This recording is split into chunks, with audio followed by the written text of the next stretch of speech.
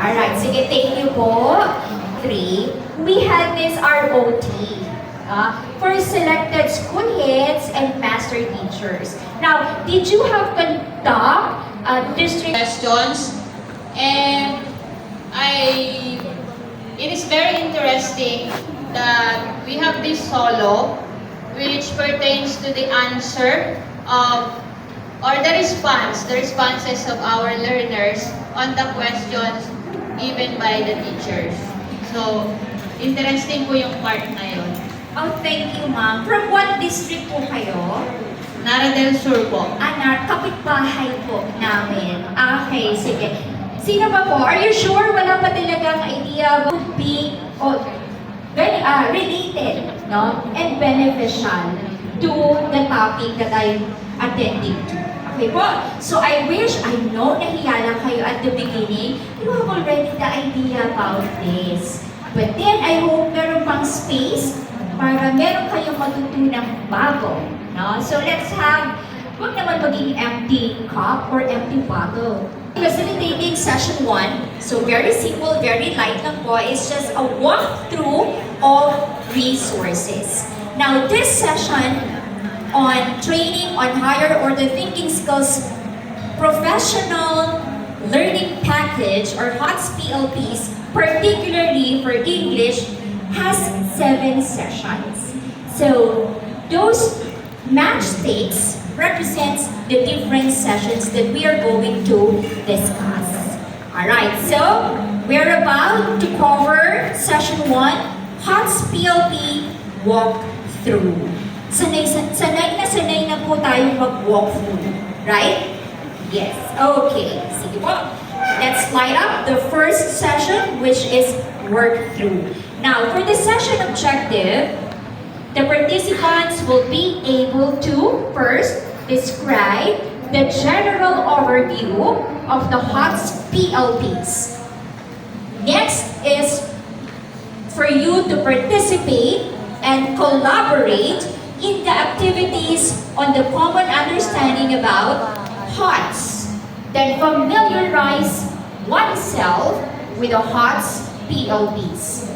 And at the same time, at the end of the session, you should be able to provide feedback to the HOTS PLPs. Okay? I-criticize natin yan. Now, this session addresses PPSC Strand 1.5 for proficient and highly proficient teachers. Ano kaya yon? It's the strategies for developing critical and creative thinking as well as higher order thinking skills. Familiar po tayo dito? Are we familiar?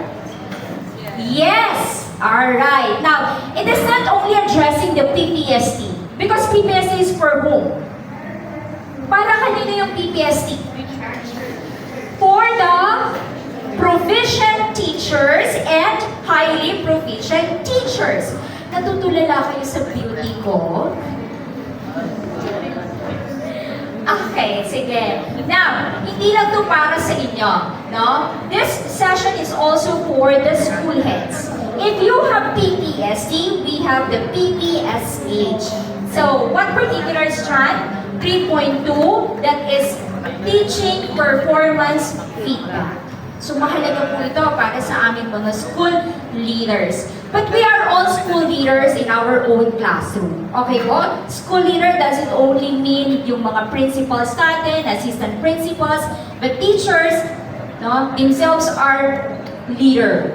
And of course, for our support system, for our supervisors. Sa kanila naman po yung PPSS, and that is Strand 3.1, Support for Instructional Leadership. Alright? So, for our session flow, we will be talking about the introduction of the session, and then we will be having a priming activity, analysis of the activity, discussion of the parts of the HOTS PLPs, then, eto na yung favorite ng lahat, the walkthrough on the HOTS PLPs. Then, at the end, of course, you are going to answer worksheet number 1. But nagkaroon kami ng konting technical problem, no? Na-tense siguro yung printer namin, hindi siya nag-print. Gagawin natin ng paraan later on, okay? Sige, magmamagic si Ma'am Heights dyan. Alright, let's do the priming activity. Are you familiar with this, saluntiwa? Saluntiwa. Kagabi ko lang din siya na-encounter. Eh kasi mga English people tayo eh. Salundiwa is salon pang diwa. Salon ng diwa. May ginagawa ng salong diwa. Okay, now in your group, ma'am, sir, pwede kong mag-distribute ng paper. One paper. Please give them one piece of one paper. Okay, in your group, so 10 na. Okay, choose a leader and a rapporteur to represent your output. Sige po. Choose a leader and a rapporteur. Ako, per table, one blank sheet of one paper per table. Okay na? You have now the leader and the rapporteur? Yes. Yes, alright. Is everybody or each group has the one paper? Thank you, mga ma'am. Okay. Ang diwa. Dali. Pangsalon ng diwa. Ang alam ko lang, pangsalong puwet. Meron pa ng pangsalon ng diwa. No? This is a mind mapping thinking tool. A mind mapping thinking tool. Okay. What you're going to do is to write the phrase higher order thinking. On the center, at the middle of your blank paper, okay, please write the phrase higher order thinking. Then you may put circle or triangle, whatever. Sige po, come on. Put it on the middle. Okay na po? Kahit hindi maganda ang writing, okay lang. Please write higher order thinking at the middle of the paper. And just, okay, write what immediately comes to mind, but do not erase. Okay? Sige pa. You have 2 minutes to do this. The collaboration of our group. This is our output. Okay, so we have the middle phrase, the word higher order thinking. And pwede rin po ako si Beanie the Pooh. Pero medyo hindi pa caring siya to today. So later, as we have our lunch. So the question po has something to do with the common understandings pertaining to the answers of Ang thinking we have basic. Meron po ba? Have you? Louder, yes or no? Yes. If yes, you are in the right group. If no, I don't know. POTS Professional Learning Packages. So this package focuses on the module Do Your Learners Do Thinking, developing learners' higher order thinking skills. Okay, these materials present assessment items aimed at guiding our teachers in performing pedagogy and assessment practices. Narinig po natin kanina yon, pedagogy, right? And assessment. Okay, that promote critical thinking, creative thinking, as well as higher order thinking skills among learners. Please take note on this.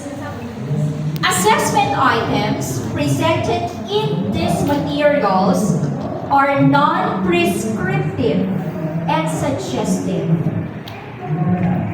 So, what is the HOTS PLPs for? Are you wondering? Yes. Okay. When we talk about HOTS PLPs, okay, these are learning materials developed to support our teachers in understanding higher order thinking skills or HOTS. in reflecting these skills in their respective classroom practices. That's why kanina, I have asked you who are the teachers and who are the master teachers. Okay, now, the benefits of using the HOTS PLPs directed towards assessment and outcomes, particularly for instructional supervision and the learner. So first, let us read all together.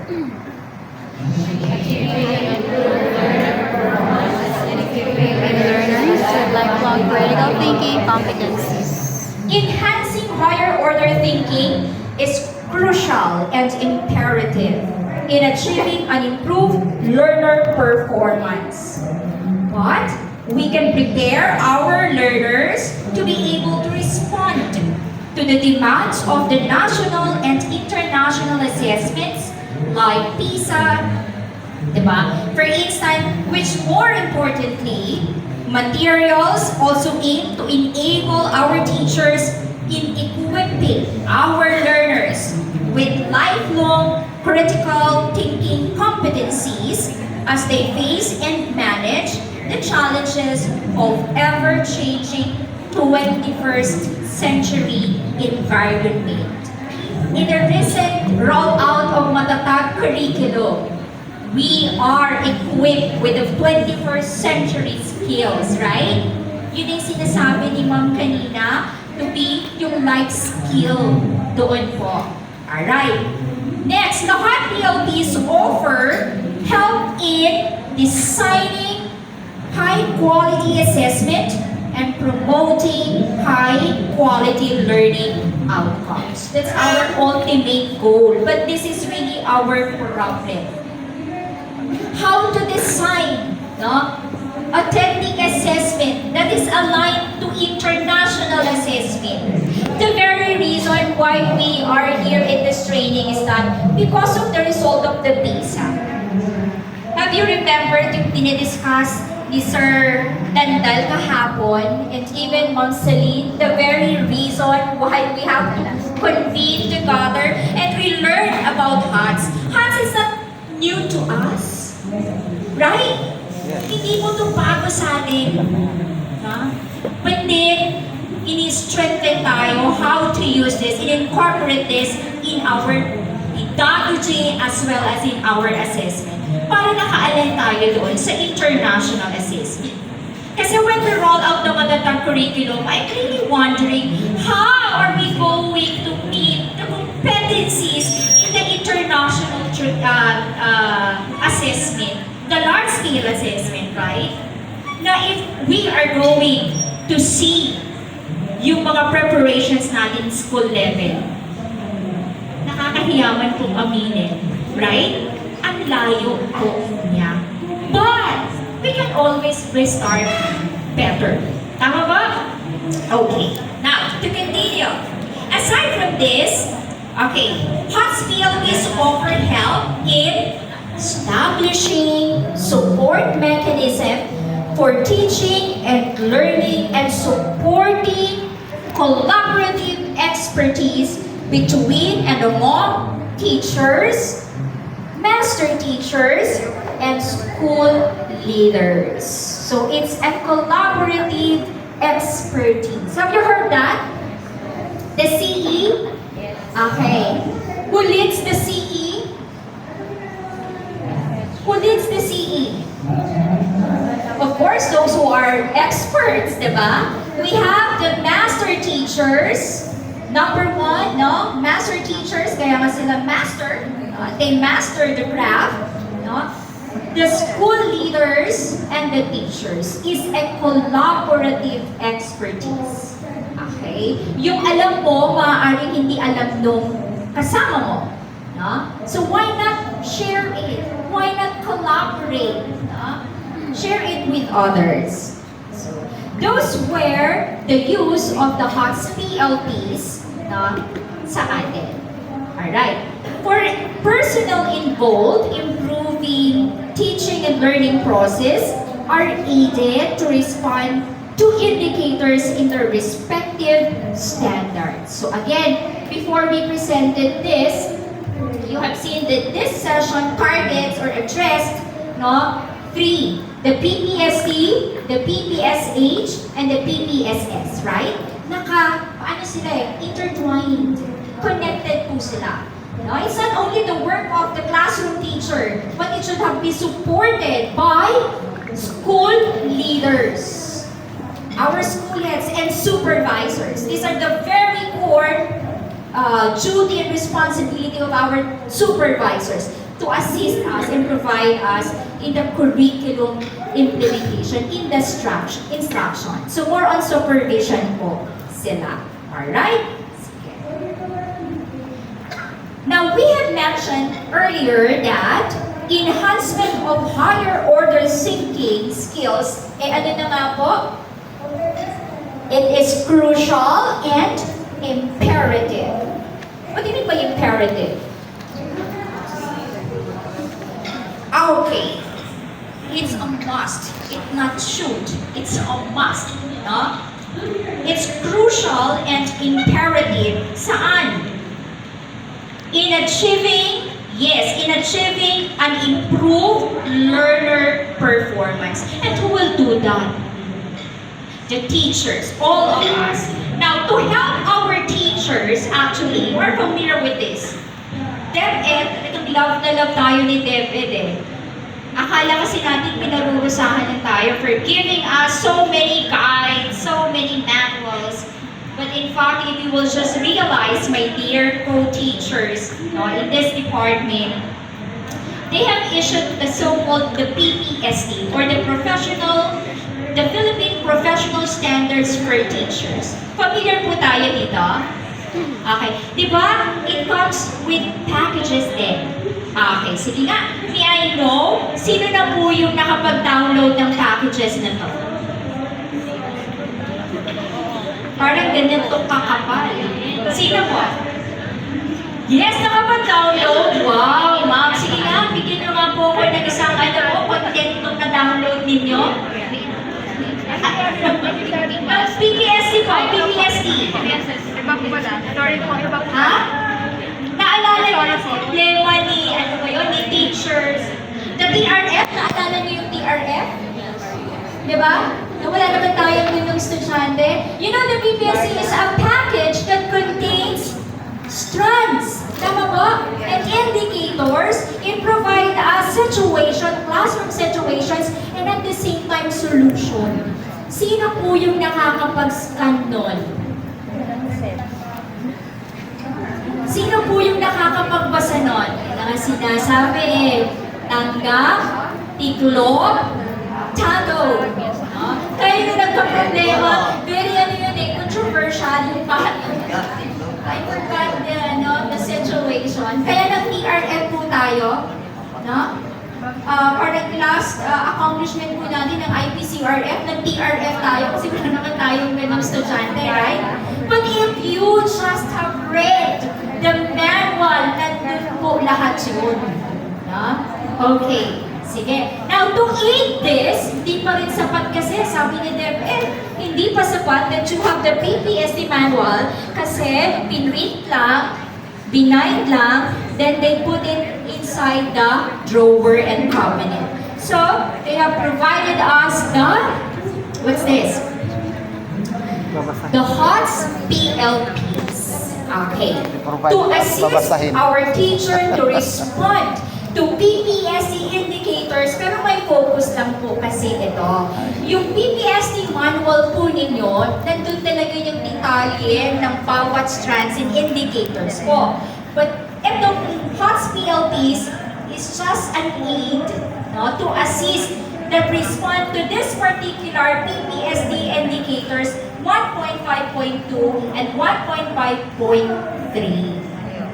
And this is, I think, if you will agree with me, my dear master teachers, this is one of the COIs. Yes or no? Yes. Can you tell me what particular COI ito? Critical and creative thinking, di ba po? One of the classroom observable indicators that our dear master teacher should know na kapag ka nag-o-observe tayo ng klase, ito yung titignan natin. It is not just simply we ask why, how. Di ba? Tama po? Right? Do you agree with me? Yes, wala kayong magagawa. Okay pa po? Alright, let's move on. Okay, now let's take a look at this framework. The Program for International Student Assessment, or PISA, which began in 2000, is an international large-scale assessment, or ILSA, which measures 15-year-olds' ability to use the knowledge and skills they learn. Kaya ang tanong mo kanina, bakit secondary? Bakit walang elementary? Sino mo yung mini-measure? 15-year-old. Anong grade level po yan? It's between 8 or 9. So, kanina yun, ma'am? Yeah, okay. Okay. Kaya tayo po yung inuna. Kasi hindi na natin sila maibalik pa doon sa book ng mga grade 1 teachers. Alright, let me continue. So, 15 years old, ability to use the knowledge and skills they learned in school to real-life situation. That's why you have a point, ma'am. PISA does not assess, listen, PISA does not assess how well learners remember facts. Take note with this. Doon tayo na siya. But how they are able to interpret text, solve mathematical problems, or explain phenomena scientifically using their knowledge and reasoning skills. So these skills are what we call the higher order thinking skills. We're done in unpacking. You remember, paano na tayo nag-unpack? Identify, name, right? Kasi we simplify, di ba po? But, minsan napapako na tayo doon sa lots. Na-gets? Okay, sige. Now, eto na po. It's time for us to have a walkthrough on the general structure of the HOTS PLP's teachers' resources.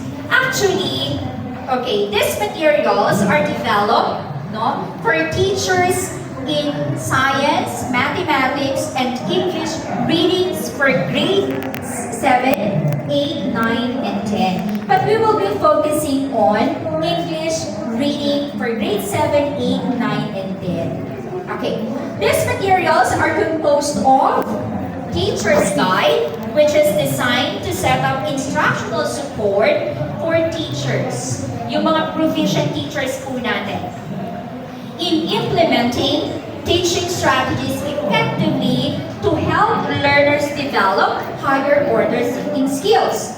And then the second one, it's a mentor's guide.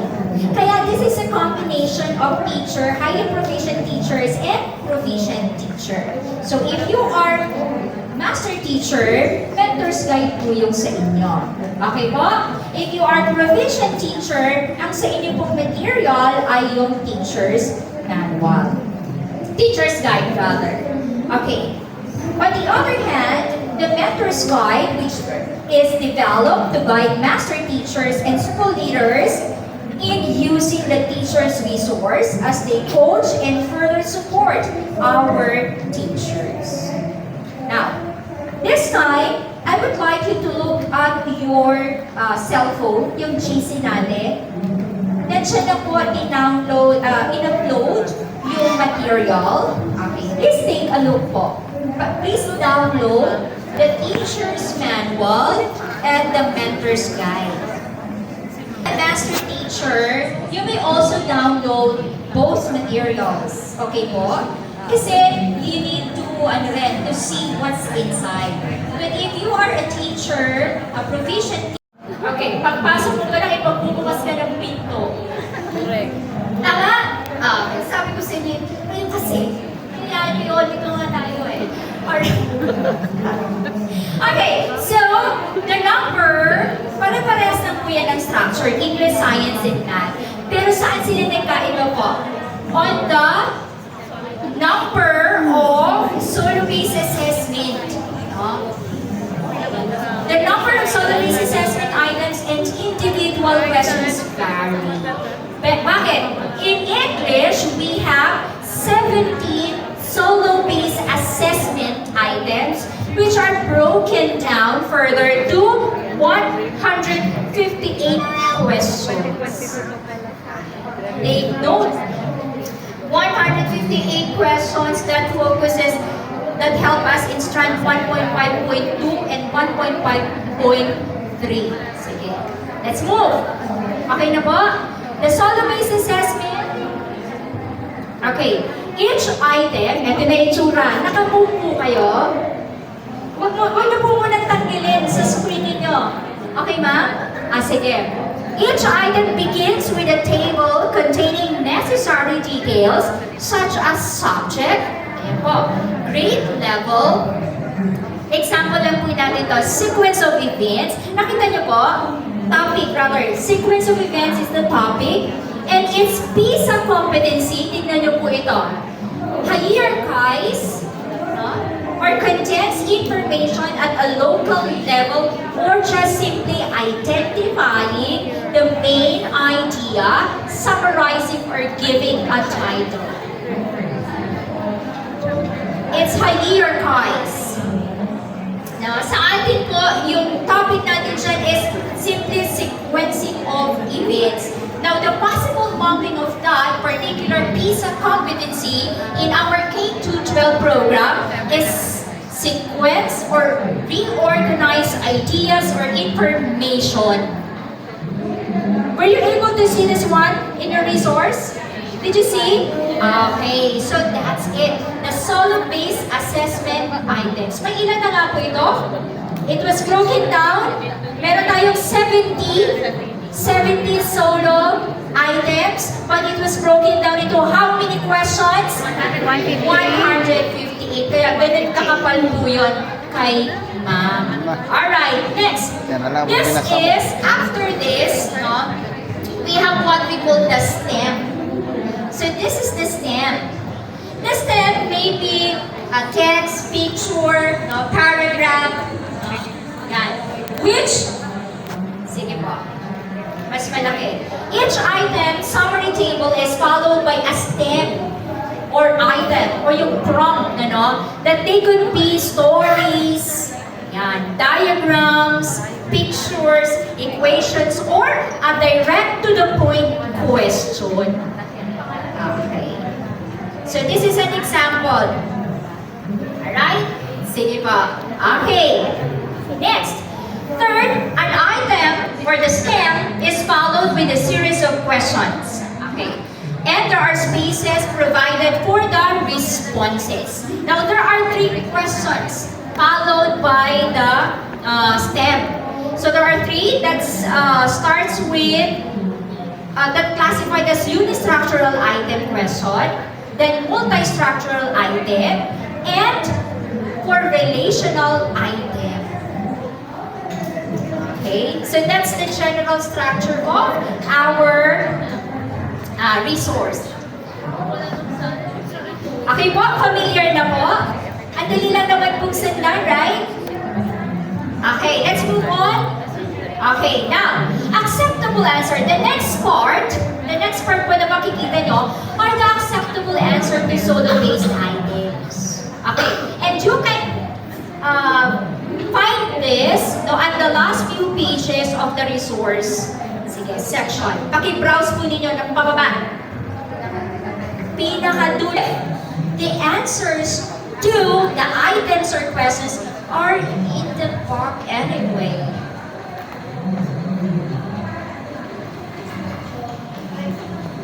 What do you see? Do you know the SLMs? Are you familiar with the SLMs? Diba? It's a module for our students. And binibigyan natin yun sa mga students. And merong answers sa likod, right? Why do you think kaya? Kasi this PLPs May sagot din sa likod. Master Key. Why do you think? Guy. Kasi nga, mali-mali yung sagot nyo. For us to check our own, answer, if those, kasi provided tayo with a possible answer, it was a 158 structural, ito po yung sagot. Acceptable answers. But you could have another answers. But these are the standard acceptable answers for the provided questions po sa bawat STEM. Okay? Let's move. Now, how to use the modules.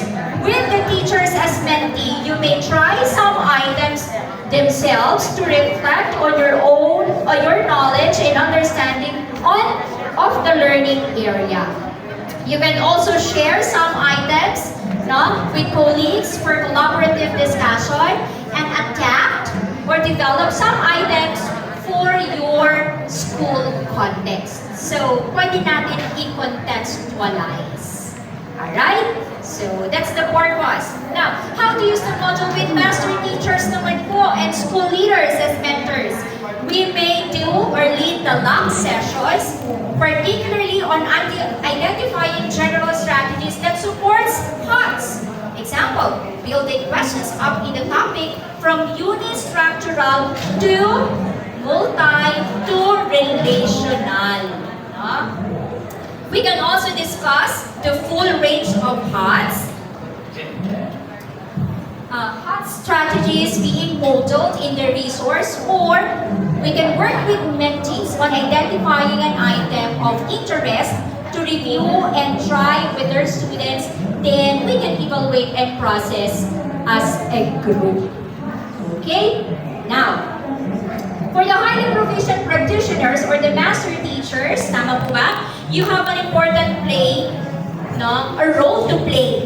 Ano kaya yon? Laro-laro lang. Let us capacitate our mentees. Ginagawa po ba ng mga master teachers yon? Hi! Ginagawa po ba ng mga master teachers? Do you capacitate your mentees on solo-based assessment items? Ngayon pa lang. Kasi nga ngayon pa lang gawin niya nalaman. Okay. So, this is your role, to capacitate. Proficient teachers. Tandaan niyo, you always seek, You always seek assistance from your master teacher. Sayang po, nalaki ng sweldo ng mga yan. Second, assist them in reflecting on their strategies. Kasi sana all master teacher na lang, di ba po? Okay. Now, the mentor's guide can help you with this. To assist, you may refer the mentoring instructions detailed on page, ilan po yan? 8 of the mentor's guide. Okay. Now, ito naman po. Okay, nasa mga teachers, master teachers, and school leaders. Now, for us to be able to coach and further support our teachers effectively and at the same time collaborate with them in developing paths in the classroom. So, the mentor's guide is divided into 2 parts. Para na po ito sa mga master teachers. Capacitating my mentee on the solo-based assessment item. So, it includes more in-depth walkthrough of the teacher's resource. Yan, discussion and solo, LAC session guides on HOTS, and guide on integrating learning approaches. Ano pa? The second one is reflection log. Ang daming trabaho pala ni master teacher, no? Okay, this session provides some worksheets which provide opportunities for the master teachers, school leaders, and supervisors to assist in reflecting on their teaching strategy, the solo model, the challenges they encountered, and how they address the challenges that arose. Ang ganda po ng manual. Please, pag-uwi niyo sa inyong station, print it, download, at basahin niyo po. Hindi lang basahin, sagutan niyo po. Okay? Alright, so now, are you excited to learn more on HOTS? Yes! Akina, are you excited to learn more on and why? Critical na pala ito. Pang Miss Universe na question. What part package naman seemed unclear to you. Subukan yung magsabi na may unclear pa dyan. Siyempre, meron po yan. Okay? And then, how may HOTS professional learning packages support you as a school leader? As I have said a while ago, school leaders are not only referring to the school heads or the principals. We are all school leaders in our own classroom. Okay po? Yes. And lastly, what impact, review, or program may be in place to support the implementation of the HOTS professional learning packages? Kung meron po, please try to write there.